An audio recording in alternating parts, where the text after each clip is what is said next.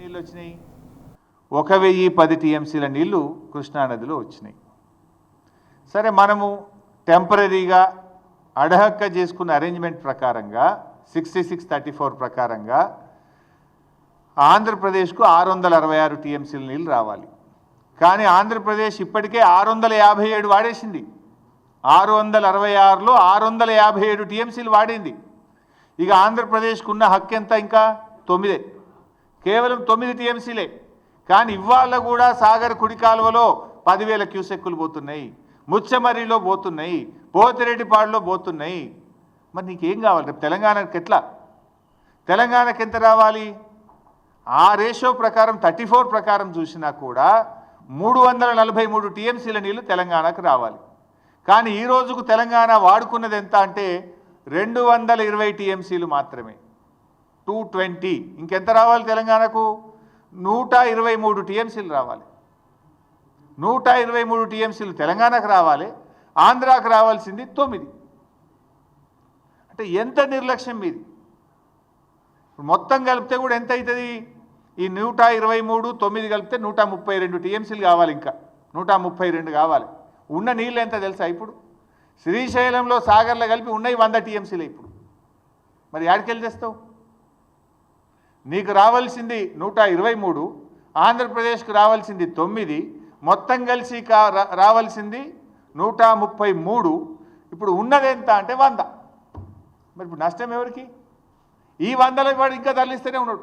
బంద్ పెట్టాలి కదా. ఈ 100లో కూడా ఆంధ్రప్రదేశ్ తీసుకుపోతూనే ఉన్నది ఇంకా. మరి తెలంగాణ మన వాటా పోతుంటే, వాళ్ళు తరలించుకుపోతుంటే గుడ్లప్పగించి ఎందుకు చూస్తున్నారు? ఇంజనీర్లు ఏం చేస్తున్నారు?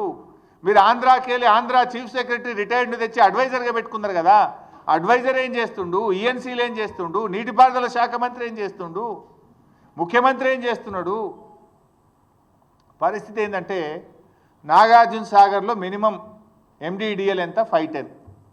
ఇప్పుడు ఆ 510 మీద నాగార్జున సాగర్లో ఈరోజు ఉన్న నీళ్ళు ఎంత అంటే 50 టీఎంసీలు. శ్రీశైలం ఎండిడిఎల్ 834. 834 మీద శ్రీశైలంలో ఈరోజు ఉన్న నీళ్ళు ఎంత అంటే 50 టీఎంసీలు. సాగర్లో 50, శ్రీశైలంలో 50. రెండు కలిపితే ఎంత ఉన్నాయి? 100 టీఎంసీల నీళ్ళు ఉన్నాయి. 100లో తెలంగాణకు రావాల్సింది 123, ఆంధ్రకు పోవాల్సింది 9. అంటే ఉన్నాయి తక్కువ, రావాల్సింది ఎక్కువ. అంటే ఇప్పుడు ఆల్రెడీ తెలంగాణ నష్టపోయినట్టే. ఇప్పటికైనా కళ్ళు తెరవండి. ఎందుకు ఈ మాట అంటున్నా అంటే, యాసంగి పంట ఏమవుతుందంటే బైసాబ్, నాగార్జున సాగర్ ఎడమ కాలువ కింద నల్లగొండలో 1,45,000 ఎకరాలు, సూర్యాపేటలో 2,35,000 ఎకరాలు, ఖమ్మంలో 255, 260, మొత్తం కలిపితే 6,38,000 ఎకరాలు నాగార్జున సాగర్ ఎడమ కాలువ కింద తెలంగాణలో ఇప్పుడు పంట వేసుకున్నారు రైతులు. 6,38,000 ఎకరాలు నాగార్జున సాగర్ ఎడమ కాలువ కింద ఇప్పుడు పంట వేసుకొని పెట్టుబడి పెట్టిండ్రు రైతులు, మందులు వేసిండ్రు. ఇంకా 4 వెట్టింగ్స్ ఇవ్వాలి నాగార్జున సాగర్ ఎడమ కాలువకు. ఇంకా 4 తడులు ఇస్తే కానీ పంట పండదు. నాగార్జున సాగర్కు 4 తడులు ఇవ్వాలంటే ఈ 6.5 లక్షల ఎకరాలు పండాలంటే దాదాపు 30-35 టీఎంసీల నీళ్లు కావాలి. ఇది కాకుండా ఏఎంఆర్ ఎస్ఎల్బీసీ కింద కూడా 2,40,000 ఎకరాల పంట వేసిండ్రు. ఏఎంఆర్ ఎస్ఎల్బీసీ కూడా ఇంకా 3-4 తడులు ఇవ్వాలి, దానికి నీళ్లు కావాలి. తర్వాత ఖమ్మం జిల్లా డ్రింకింగ్ వాటర్ పాలేరు నుంచే తీసుకుంటాం, మహబూబాద్ డ్రింకింగ్ వాటరు పాలేరు నుంచే తీసుకుంటాం, నల్లగొండకు సూర్యాపేటకు కూడా త్రాగునీరు మనం నాగార్జున సాగర్నే తీసుకుంటాం.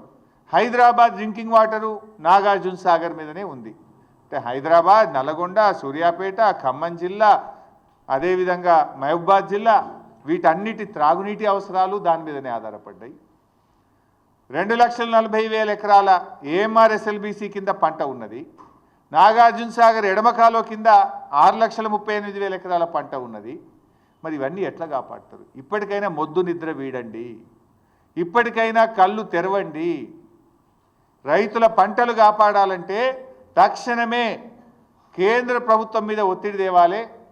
ఆంధ్రప్రదేశ్కు నీటి వాడకాన్ని బంద్ చేయించాలి. కేఆర్ఎంబీ ఆఫీస్ ముందు ధర్నా చేద్దాం పండి, మేము కూడా వస్తాం. పోదాంపా ఢిల్లీలో కేంద్ర జలశక్తి మంత్రి కార్యాలయం ముందు ధర్నా చేద్దాం, మీకు చేత కాకపోతే మీ అమ్మడ మేము కూడా వస్తాం, పోయి చేద్దాంపా. ప్రధానమంత్రి కార్యాలయం ముందు చేద్దామా, పోదాంపా అండి. అఖిలపక్షాన్ని తీసుకొని పోండి. అంటే ఏం మిమ్మల్ని గెలిపించి పంటలు ఎండబట్టడానిక, రేపు వేసవి కాలంలో త్రాగునీటికి ప్రజల్ని ఇబ్బంది పెట్టడానిక? ఇప్పటికైనా ఆంధ్రప్రదేశ్ మిగిలింది 9 టీఎంసీలే, రావాల్సింది మనకు 121, 123, ఉన్నది 100. ఇప్పటికైనా ఏం చేయాలి? తక్షణమే సాగర్ కుడి కాల్వకు నీళ్ళ విడుదల ఆపాలి. ముచ్చెమరి నుంచి నీటిలను ఇంకా తోడుతున్నారు, దాన్ని వెంటనే ఆపాలి. పోతిరెడ్డిపాడు ద్వారా ఇంకా నీళ్లు తరలిస్తున్నారు, దాన్ని వెంటనే ఆపాలి. ఈ ఉన్న 100 టీఎంసీలన్నా మనం తెచ్చుకుంటే ఆ కల్వకుర్తి కానీ, నెట్టంపాడు కానీ, భీమా కానీ, కోయిల్ సాగర్ కానీ, ఏఎంఆర్ ఎస్ఎల్బీసీ కానీ, సాగర్ ఎడమ కాలువ కానీ, ఈ మహబూబ్ నగర్, నల్గొండ, ఖమ్మం, హైదరాబాద్ త్రాగునీటి అవసరాలకు కొద్దో గొప్పో మనం సర్దుకొని వ్యవహారాన్ని నడిపించుకునే అవకాశం ఉంటుంది.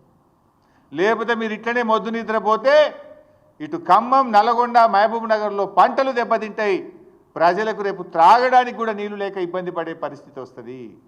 ఇది ముమ్మాటికి కాంగ్రెస్ ప్రభుత్వ వైఫల్యము. ఈ ప్రభుత్వం చేష్టలుడికి చూస్తున్నది, మొద్దు నిద్రపోతున్నది. కనుకనే ఆంధ్రప్రదేశ్ తన ఇష్టం వచ్చినట్టుగా నీటిని ఇవాళ తరలిస్తూ ఉన్నది.